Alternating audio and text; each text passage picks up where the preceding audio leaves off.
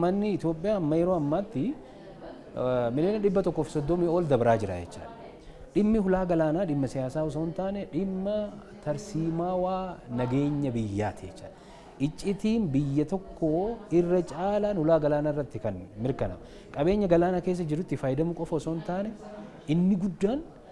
nageenya biyyattii wanti biyyattiin alaa galfattu achiin waan galuuf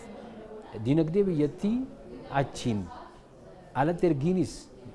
alaa galchuunis achiin waan ta'uuf qaala'insi jireenyaa biyya keessatti ol ka'umsi isaa dhabiinsa hulaa galaanaa akkamitti dhabne kan jennu kana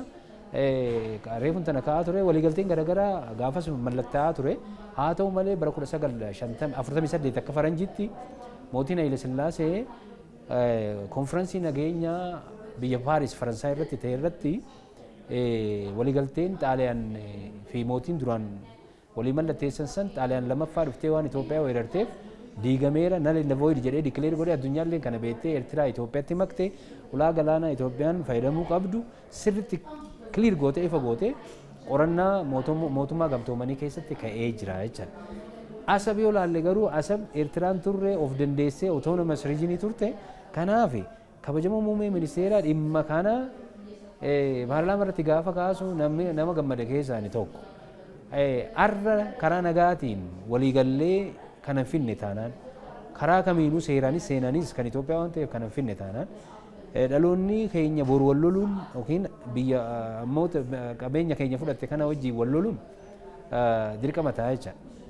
Kanaaf warri shirri bara 1991 akka faranjitti mootummaa ce'umsaatiin ta'e fedhii ummatoota Itoophiyaa yookiin sabaa sablammoota osoo hin ta'in fedhii murna carraa argatee afaan qawweetiin aangoo qabate san waan ta'eef kuni seera qabeessa osoo hin taane seeraanis shira daba waan ta'eef kun sirraa'ee I think I hope and I believe ni namanas yeroo gabaabaa keessatti Itoophiyaan balbala galaanaa akka argattu abdii guddaan qaba jechuu barbaadeeti.